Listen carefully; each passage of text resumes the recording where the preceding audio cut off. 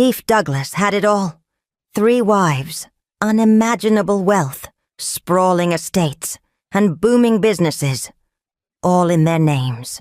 But when he faked a terminal illness to test their love, what he uncovered would shatter even the strongest heart. Who do you think stayed by his side?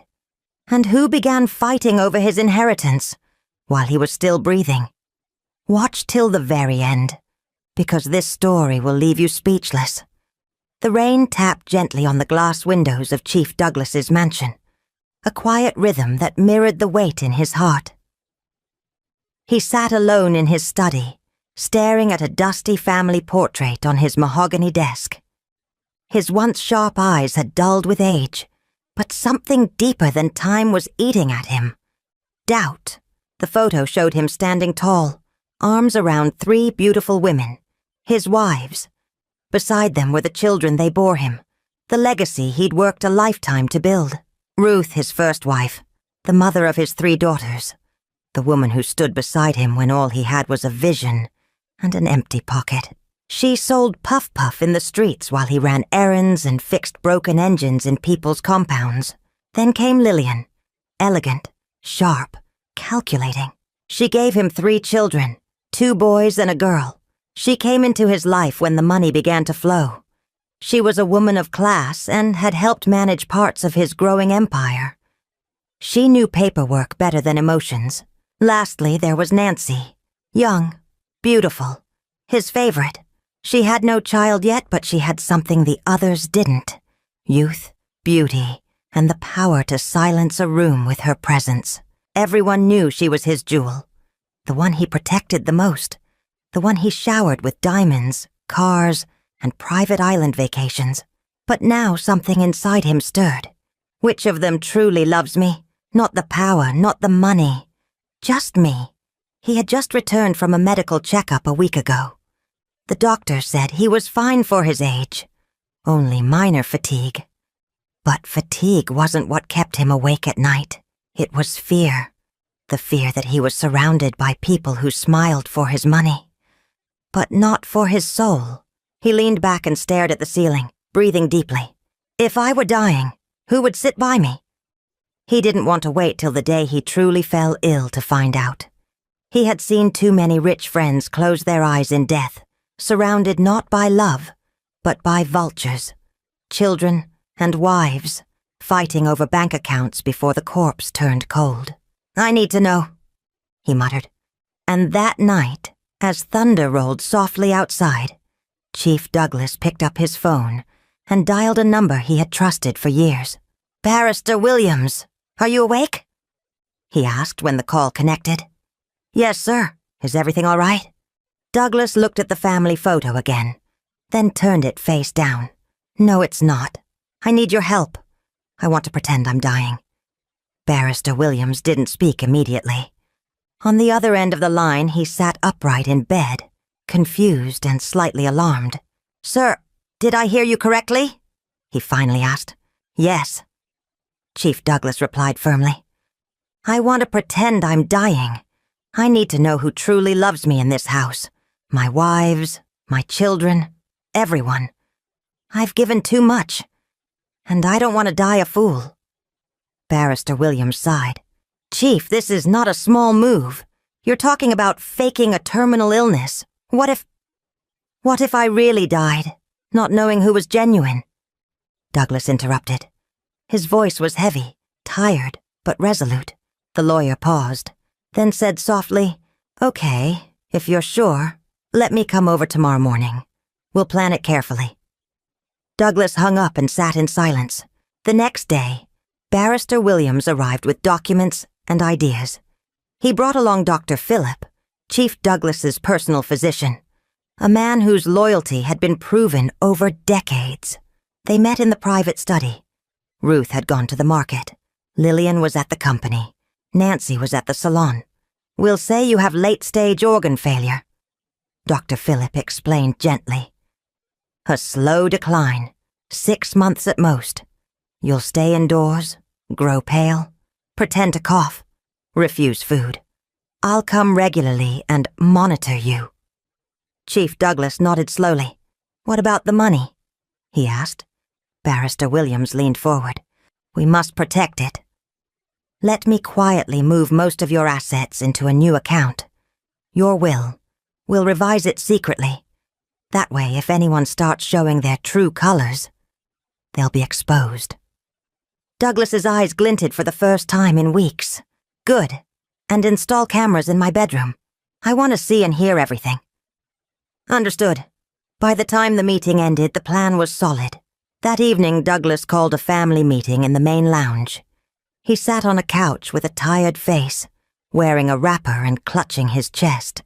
His wife sat facing him. Dr. Phillips stood beside him and gave the announcement with a carefully rehearsed sadness. "Chief Douglas has been diagnosed with a critical condition. His organs are failing. It's irreversible. He has at most 6 months." Gasps echoed across the room. Nancy dropped her phone dramatically. "6 what?" Lillian blinked, her arms folded. Ruth froze, then immediately stood up and knelt beside her husband. "No, my God, no, please," she cried. "Douglas, talk to me." Chief Douglas looked weak, frail, silent, but inside he was watching. The test had begun. The mansion, once full of laughter, quiet footsteps, and the sound of clinking wine glasses, now felt like a hospital ward. Everyone walked slower, spoke softer, but only for a while. After the diagnosis, the entire household had paused. The staff whispered in corners. The wives wore grim faces. Some even cried. Chief Douglas stayed in his room, curtains drawn, acting weaker each day. He refused food, coughed loudly, groaned softly, and Dr. Phillip kept the act alive with weekly visits and somber warnings. "His organs are failing steadily," the doctor would say, shaking his head. "Prepare yourselves. It could be weeks, maybe less." Ruth became a shadow in her husband's room. She would sit by his side, read psalms, wipe his forehead, and sometimes cry into the blanket when she thought he was asleep. "You're not leaving me," she whispered one night, resting her head on his chest. "We haven't even held our grandchildren together." Douglas's throat tightened, but he couldn't break character. Meanwhile, Lillian had already started making calls. She met quietly with one of the company accountants, whispering about ownership rights and legal transitions. "Chief can't make decisions anymore," she said coolly, her nails tapping the table. "The company must not collapse because of emotions. I'll need access to the accounts and a seat at the board immediately." The accountant blinked. "But Chief didn't authorize that. Do you want to be jobless when he's gone?" She replied.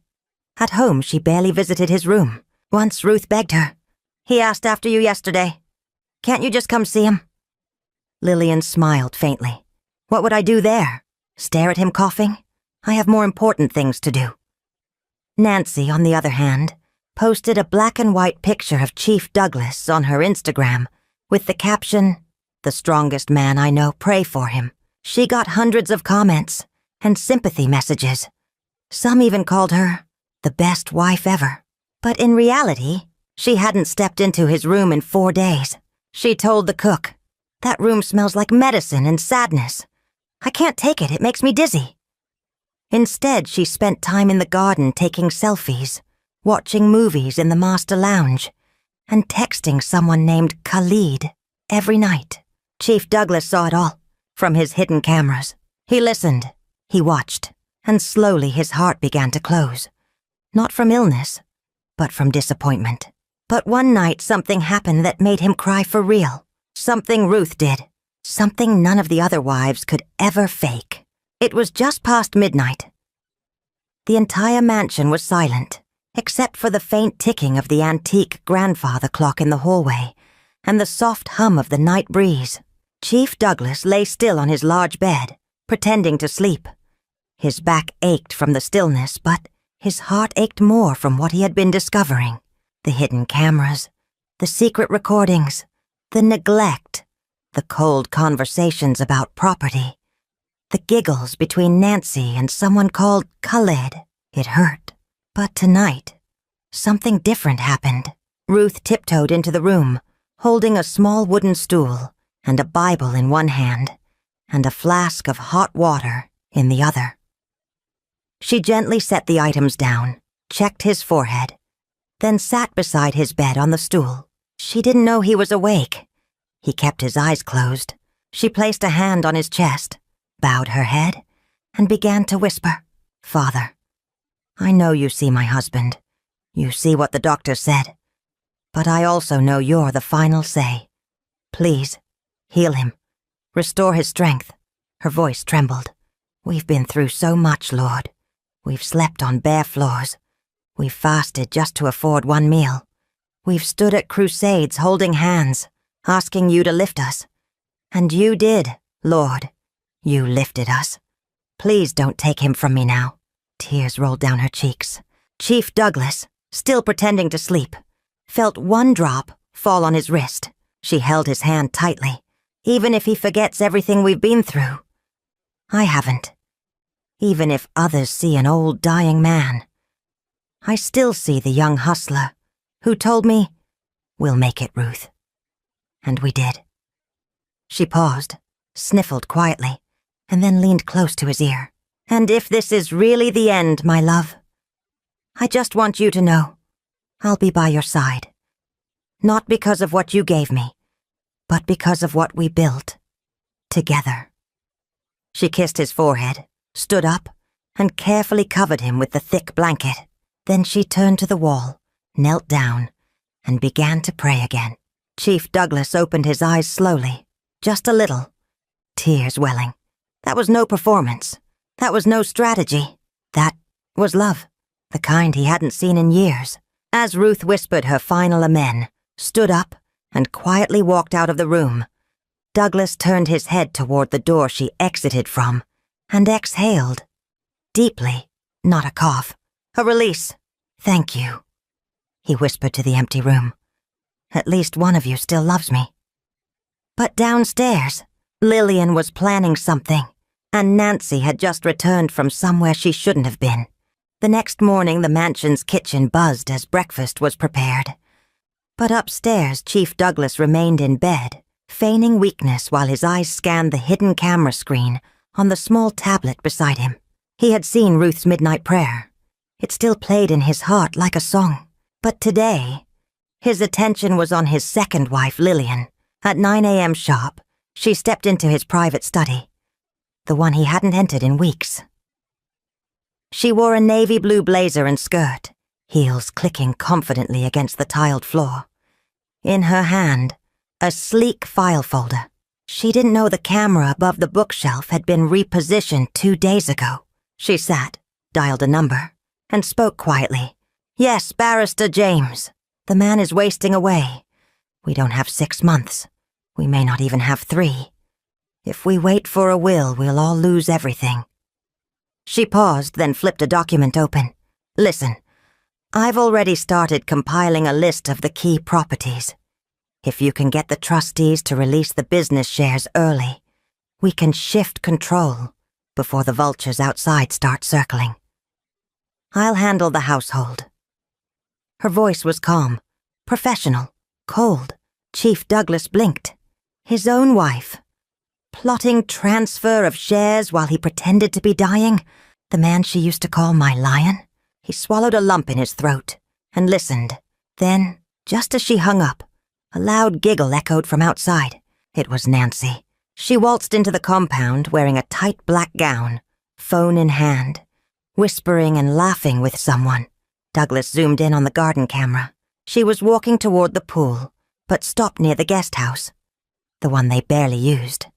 Moments later, a tall man in sunglasses stepped out from behind the wall. Douglas's eyes narrowed. Nancy ran up to him and gave him a quick hug.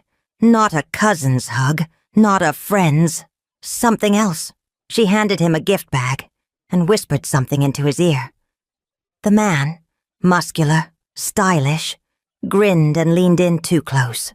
Then they both laughed. Douglas clenched his jaw. His favorite wife, the one he spoiled the most. She hadn't visited his room in 4 days. But here she was, sneaking around the house like a teenager, hiding a relationship while her husband died upstairs. And Ruth?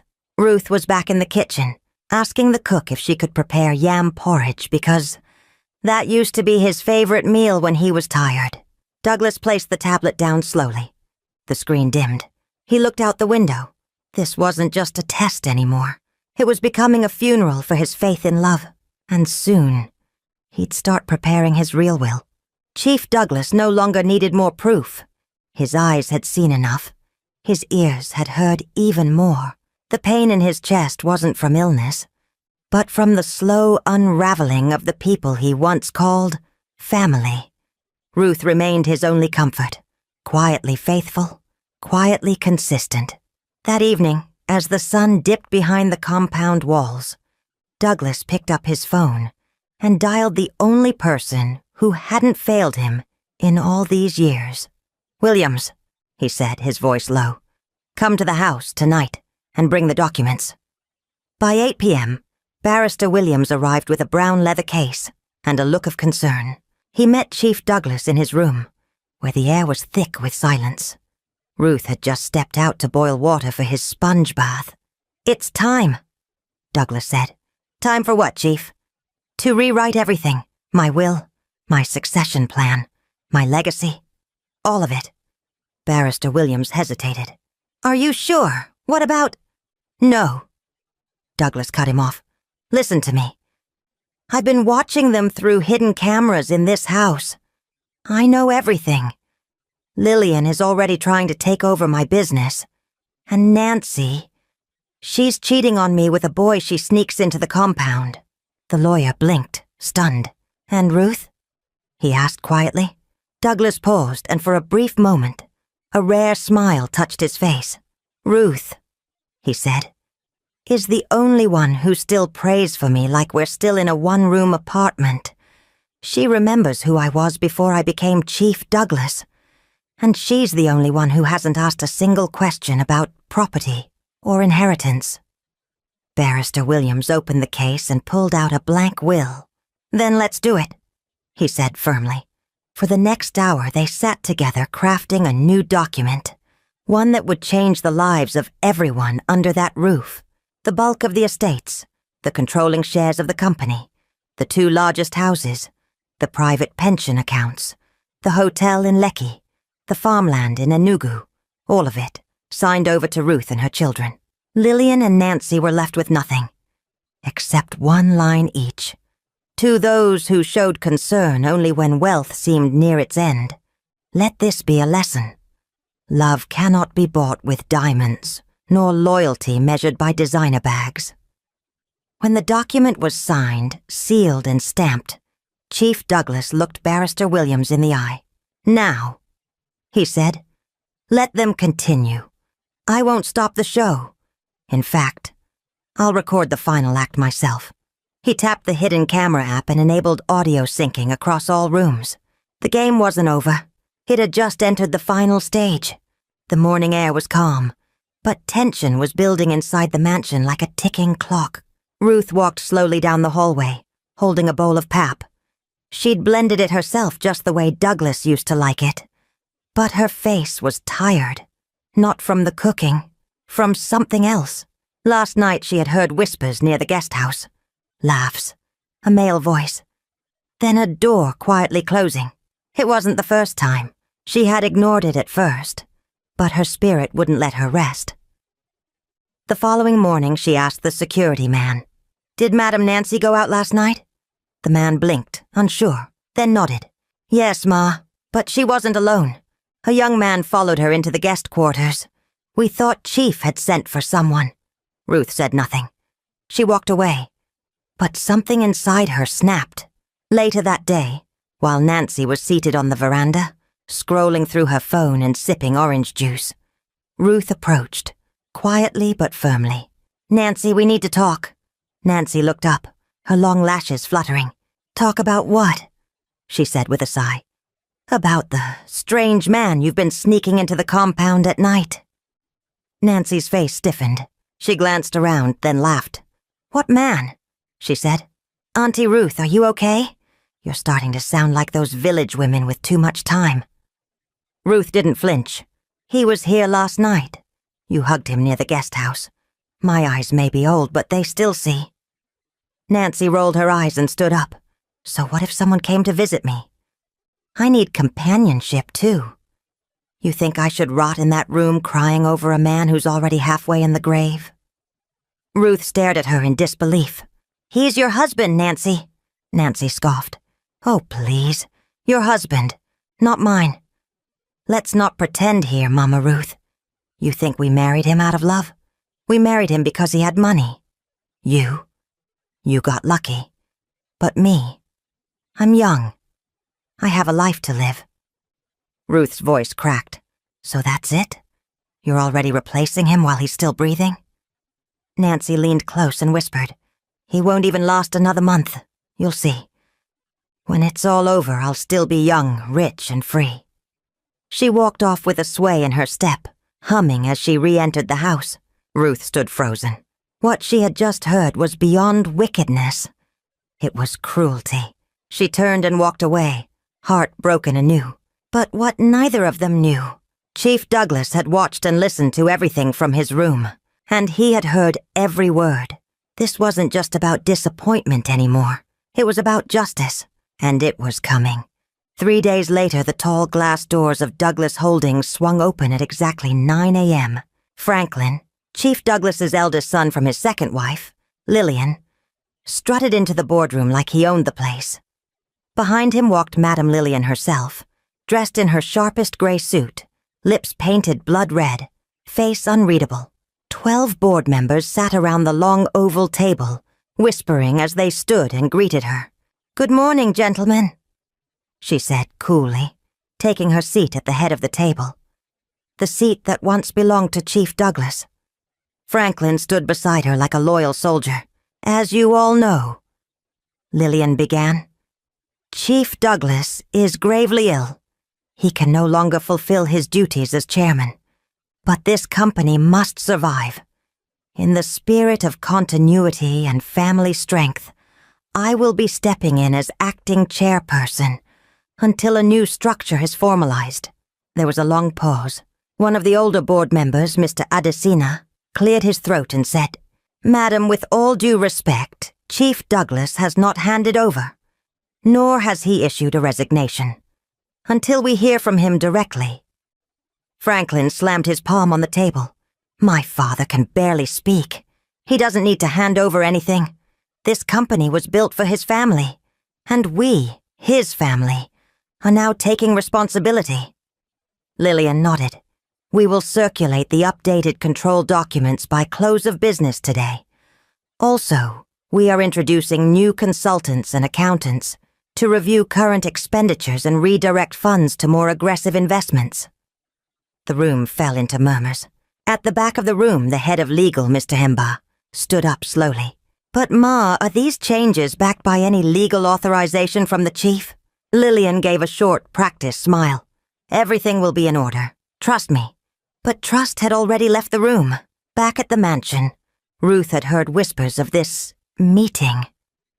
The house staff were talking. Even Franklin's voice had echoed through the hallway the night before, as he boasted to a friend on the phone, "Once Mum sits in that chair, no one's removing us. The company is already ours." Inside his bedroom, Chief Douglas watched the live feed from the office camera. He saw the smirks, the fake nods, the signatures being gathered. He looked away for a moment and closed his eyes. "Let them dig the hole," he muttered. "I'll be there when they fall into it." He picked up his phone and sent one message to Barrister Williams. "Stage 2 begins tomorrow. Prepare the staff." Because soon everyone would know. Chief Douglas was never dying. He was only watching. It was a rainy afternoon when Ruth decided to do a deep clean of Chief Douglas's room. He had grown even quieter in the past 2 days, speaking only when necessary, coughing less but still pretending to be weak.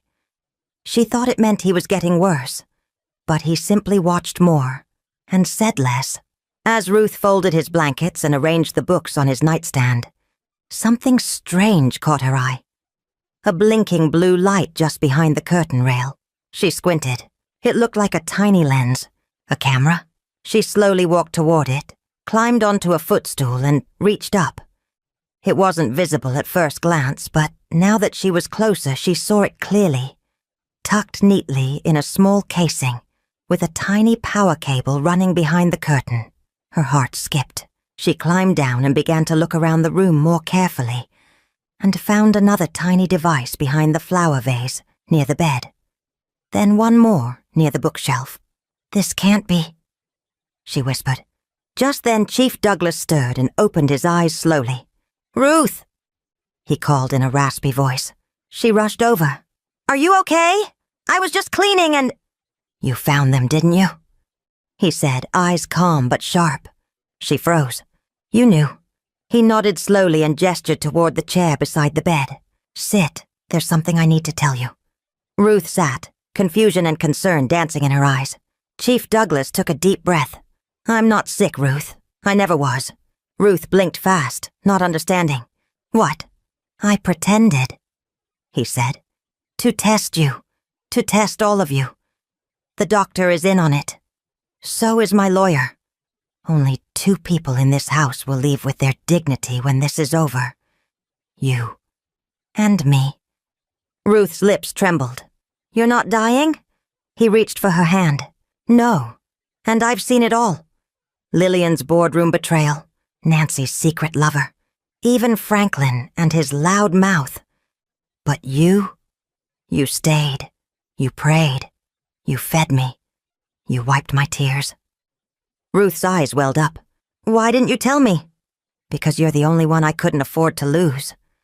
I had to know if your love was still real, after all these years."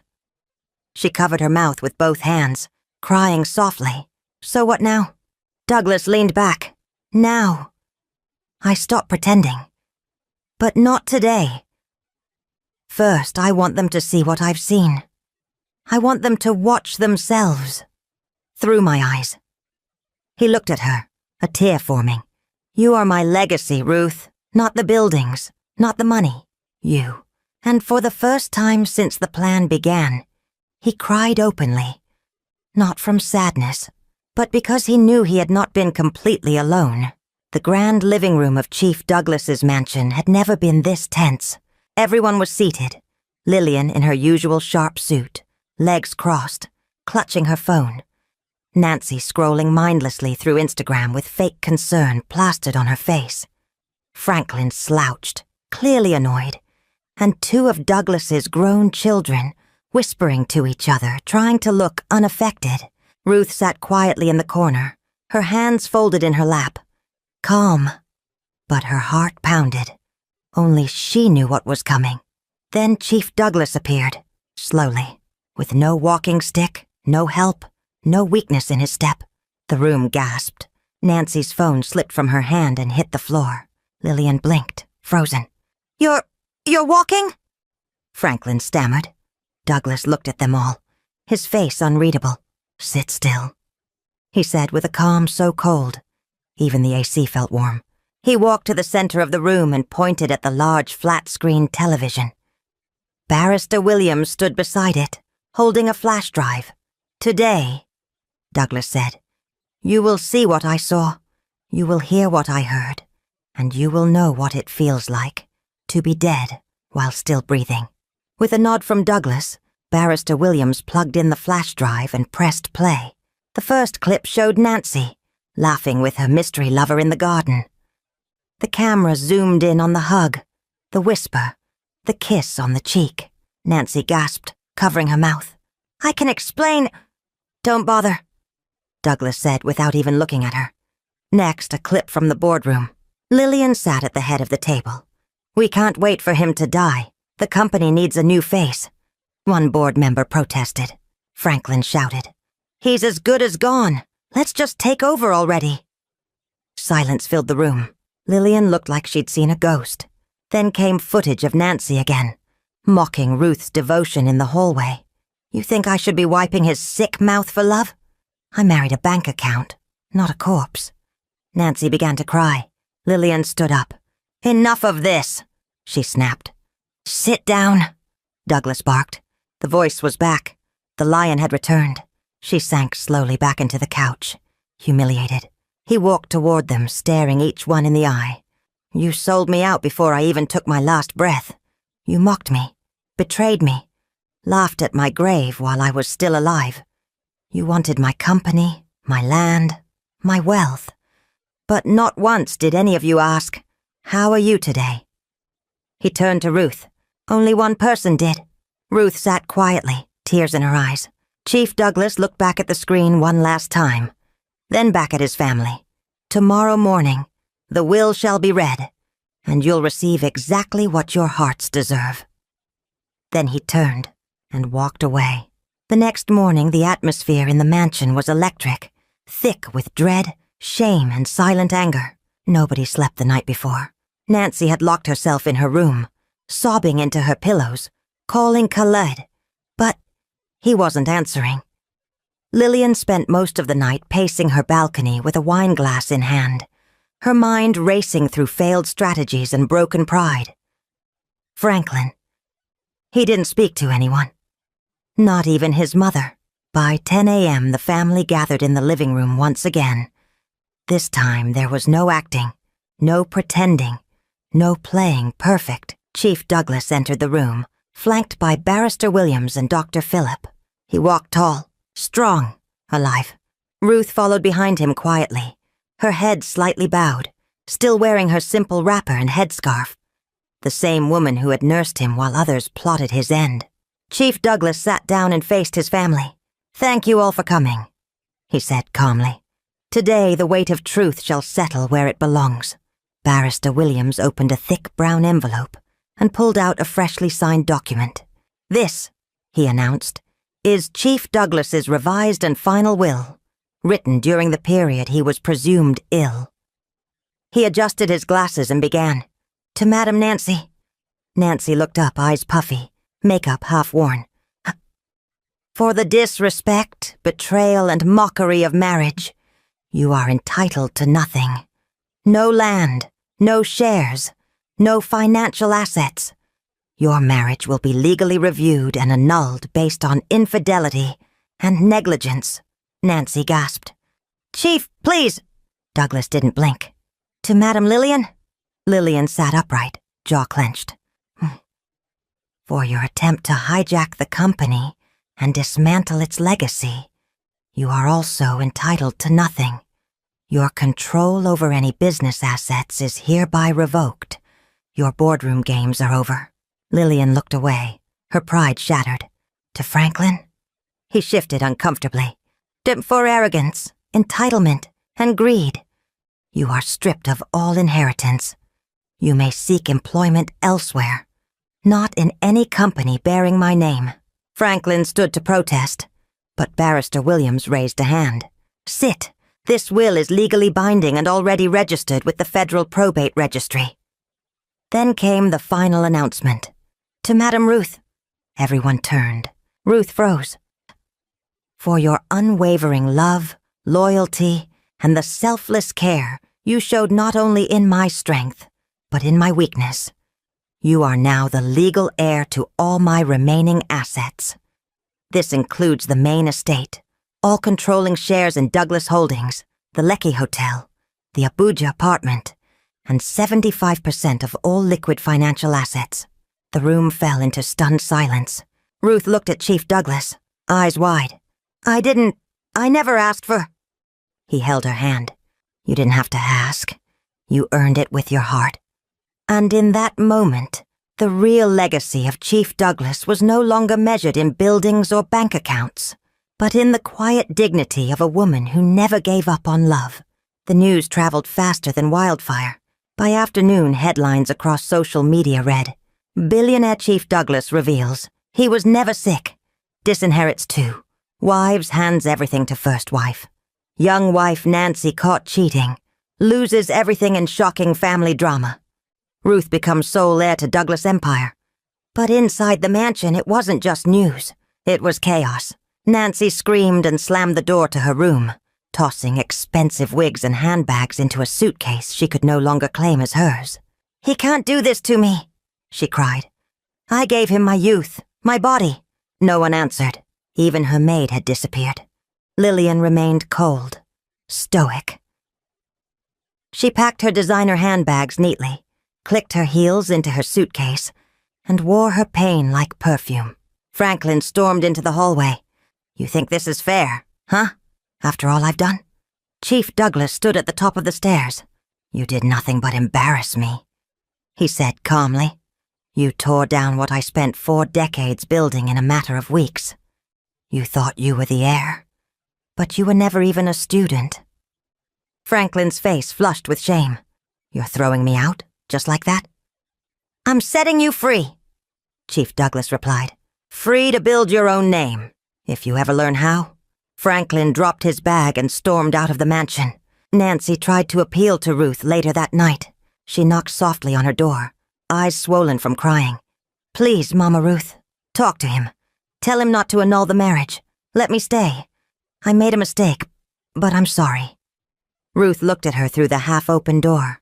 Her voice was steady. "When he was weak and needed comfort, where were you?" Nancy couldn't answer. "Go, Nancy," Ruth said gently. "Find your peace, but not here." Nancy sank to her knees and wept in silence. By morning, 2 black SUVs arrived at the mansion. Security escorted Nancy and Lillian out. No screaming, no scandal. Just silence and pride mixed with shame. Chief Douglas stood by the window watching them leave. Ruth came beside him, holding a cup of tea. "Did it have to end this way?" she asked quietly. Douglas sipped slowly and replied, "Sometimes the only way to see clearly is through pain." They watched as the last car drove away. For the first time in months, the mansion felt clean. Not just in space, but in spirit. No more whispers in the hallway. No more fake kisses. No more vultures circling. Only truth and peace. But the real transformation was yet to come. Ruth had no idea that Chief Douglas wasn't just leaving her with wealth. He was preparing to hand her something even greater. 2 weeks had passed since the storm cleared from Chief Douglas's mansion. The corridors that once echoed with hushed plotting now hummed with soft peace. Staff smiled again. The gates no longer opened for shady visitors or secret lovers. And Ruth walked with the quiet strength of a woman who had endured fire and came out pure gold. But one thing still puzzled her. Douglas had been unusually quiet lately. He spent more time in the garden, reading, writing in an old journal, and making long phone calls. One morning he called her into the study. She entered, wiping flour from her hands. She had been baking bread, the way she used to when they were poor. He looked up, smiled, and pointed to the seat across from him. "Sit, my queen." Ruth chuckled. "Queen, this your mouth, eh? What have you done again?" He handed her a file. "Read it." She opened the folder, and her breath caught. "CEO appointment letter?" She looked up. Douglas nodded. "Yes, I'm retiring officially. Stepping down from the company, the board, everything. Ruth, I want you to take over." She blinked fast. "Me? No? Douglas, no. I didn't go to business school. I can't." He raised a hand. "You've run a home with nothing but grit and prayer. You've led with love, not ego. You've known poverty and wealth. You've been faithful in pain. If anyone is worthy to lead, it's you." She sat still, overwhelmed.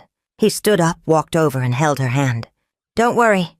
You'll have a board, a team. Barrister Williams will guide you. I just want the name Douglas Holdings to be remembered for love, not just profit." Tears slipped from her eyes. "I don't even have a degree," Douglas smiled. "You have something rarer, wisdom and loyalty.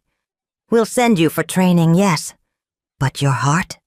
It's already CEO material." Later that week, Ruth entered the headquarters of Douglas Holdings as the new leader. Employees stood and applauded as she walked into the boardroom. Simple yet elegant. A quiet storm in wrapper and head tie. One of the elderly staff whispered, "She's the reason the company is still standing." And it was true. Under her watch, the culture of the company changed. Salaries were reviewed. Old workers that had been unfairly sacked returned. Departments were restructured. And for the first time in years, Douglas Holdings began to feel human again, Chief Douglas sat at home, smiling at the morning news as he watched his wife, no, his queen, being interviewed on national television. "We rise by lifting others," she said, "and we lead by remembering those who stood with us when we were nothing." He turned off the TV, leaned back in his chair and whispered, "Now I can rest." Because in the end the wealth didn't matter. Legacy did. And he had finally given it to someone who wouldn't trade it for the world. The end. If this story left you speechless, don't forget to like, comment, and subscribe to Folk Tales by Olivia. Because in life, the deepest betrayals often come from those who call us family.